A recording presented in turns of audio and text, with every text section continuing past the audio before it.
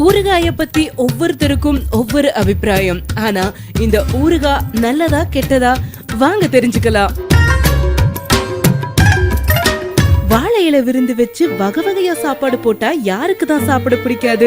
அப்படி அந்த வாழை இலை விருந்துல கண்டிப்பா ஒரு ஓரத்துல ஊறுகாய் இருக்கும். அந்த ஊறுகாய் தான் சரியான சைட் டிஷ்னு எவ்வளவு பேருக்கு தெரியும்? ஊறுகாயில எண்ணெய், உப்பு, காரம் அதிகமா இருக்கிறதுனால அது ஆரோக்கியமான உணவு இல்லைன்னு பலரும் ஒதுக்குறது உண்டு.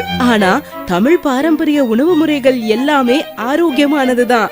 சரி, இந்த இத்தினூண்டு ஊறுகாய் எவ்வளவு பெரிய காரியத்தை பண்ணது தெரியுமா? பொதுவா நம்ம சாப்பிடுற உணவு நம்ம உமிழ்நீர் கூட சேர்ந்து வயிற்றுக்குள்ள போகும்போதுதான் சரியான முறையில ஜீரணமாகும். அப்படிப்பட்ட அந்த உமிழ்நீர் அதிகம் சுருக்க நமக்கு உதவியா இருக்கிறதே இந்த ஊறுகாய் தான். அதனால விருந்து சாப்பிடும் போது ஓரத்துல இருக்க ஊறுகாய தொட்டுக்க மறந்துடாதீங்க. அதுவும் ஊறுகாய் இல்லாத தயிர் சாப்பாட்ட நினைச்சு கூட பார்க்க முடியல.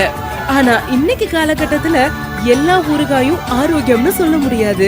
அந்த காலத்துல பெரிய பெரிய ஜாடியில நம்ம பாட்டி போட்டு வச்ச ஊறுகாய் வருஷ கணக்குலயும் அப்படியே இருக்கும். அதுக்கு காரணம் அவங்க பயன்படுத்தின சுத்தமான நல்லெண்ணெய், கலப்படம் இல்லாத மளிகை பொருட்கள். இந்த காலத்துல ஊறுகாய ஃப்ரிட்ஜுக்குள்ள வச்சா கூட கெட்டு போகுது. இன்னைக்கு ஊறுகாய் கெட்டு போகாம இருக்கணும்னு பல ப்ரிசர்வேட்டிவ் சேர்க்கறாங்க. ஆனா அதனால நம்ம உடம்பு கெட்டு போயிருங்கிறத மறந்துடுறாங்க. ஊறுகாய் நல்லதுதான், அத நல்ல முறையில செஞ்சா. இன்னைக்கு பல கான்டினென்டல் டிஷ்ஷஸ நம்ம யூடியூப்ல பார்த்து எப்படி செய்யணும்னு கத்துக்கிறோம். ஆனா நம்ம பாரம்பரிய தமிழர் உணவு முறைகளை நம்ம ஏன் அக்கம் பக்கம் இருக்க பெரியவங்க கிட்ட கேட்டு கத்துக்க கூடாது? இன்னைக்கு ஊறுகாய் நல்லதா கெட்டதான்னு இன்டர்நெட்ல பல வாக்குவாதங்களே நடக்குது. அளவுக்கு மிஞ்சினா எல்லாமே ஆபத்து தான். அதனால அளவா சாப்பிடலாம், ஆரோக்கியமா இருக்கலாம். சரி, ஊறுகாங்கிற இந்த வார்த்தையை கேட்ட உடனே உங்களுக்கும் வாயெல்லாம் ஊறுதா? அப்போ மறக்காம இந்த வீடியோவை லைக் பண்ணுங்க.